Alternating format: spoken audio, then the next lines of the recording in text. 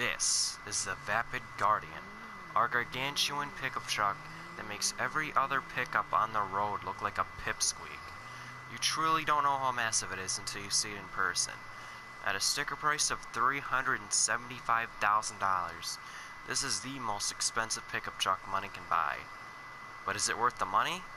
Today, I'm going to explore this thing inside and out to figure out some of its quirks and features, take it out on the road to see how much of a monster it is compared to everything else, and then more importantly, take it to the airport to test its performance. And at the end of it all, I'm going to be giving it a Doug score. And yeah, you can just see how big this thing is. The top of my head reaches the top of the grill. I can't even see into the window from where I'm standing. It's just ridiculous. And the door handles are at eye level. I mean, seriously, that's how tall this thing is. And it's kind of difficult to get in. You kind of have to climb in there. And as we move our way to the back, just look at these exhausts. They're so tall. They really help this thing look like the monster it is. And you can see these big old mud flaps for these big old tires. The top of the bed isn't even at my eye level, and you can just see how big it is. And there is kind of two black storage compartments that also serve as seats, which provide seating for a 5th and 6th passenger. And speaking of passenger, I think it's time to look at the interior of this truck. But before I do, I should point out how much is revealed when you open up the hood on this thing. You can see everything. You can see the entire tire, the suspension system, the intercooler, the entirety of the engine. It's just massive. And when you get inside, you can see how cool this gauge cluster is. I really like it.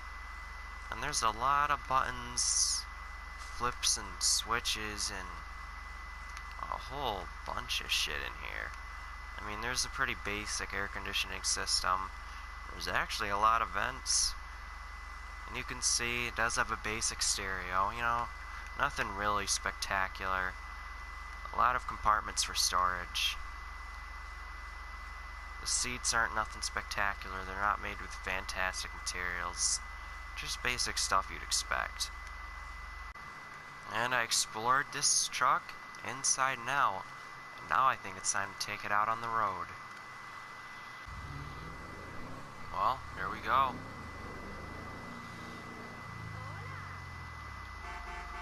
Move it. And wow. This thing is just so high up off the ground.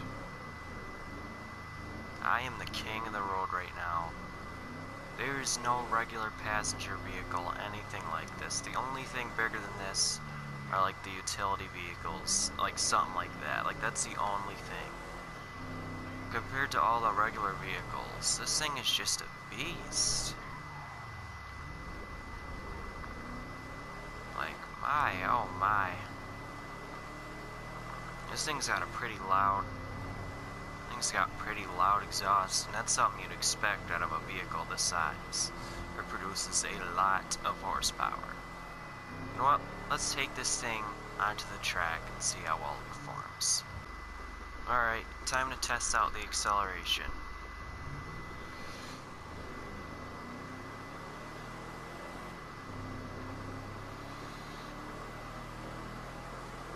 Yeah, and this thing takes a long time to get up to speed. It's just not a good accelerating car. And I'm not gonna say I'm surprised, because I expected that from a car like this. Or a truck like this, I should say. Now it's time to test out the handling. See if it handles better than I'll imagine. I don't imagine this thing will perform that good around the track.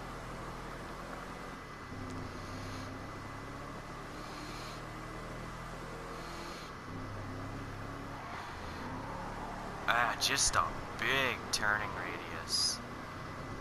It's just hard, even when you brake. It's hard to really keep that under control. And yeah, you could just see that right there.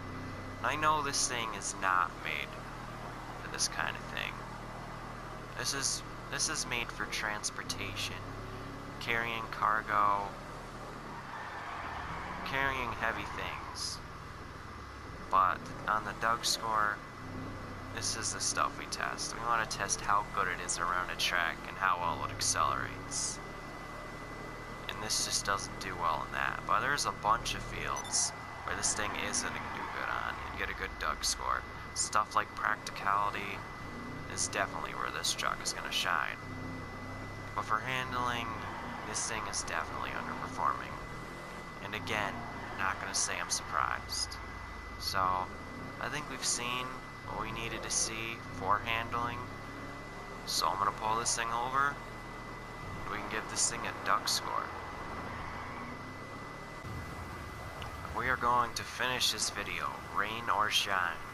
So I'm going to be giving this thing a Doug score in the rain, because I don't care what the weather looks like. But overall, I really do like this truck. To some people, it's not much, but I think it's really cool. It's different than everything else on the road, and it's my personal favorite truck in all of San Andreas. So without further ado, let's give this thing a Doug score. Starting off the weekend category, we have styling. And starting with styling, there really isn't anything strikingly good or bad about this design. It's a giant pickup truck that is a simple design that I think fits it perfectly. So being just average, it earns a 5. As you'd expect, a car like this isn't exactly fast. It goes 0 to 60 in an embarrassing 8.4 seconds. It earns a 1. As far as handling goes, this thing just isn't that great either. The turning radius is huge, and when coupled with its heavy feel, it's just not a good performer. Although, it's not the worst. I'll give it a 3.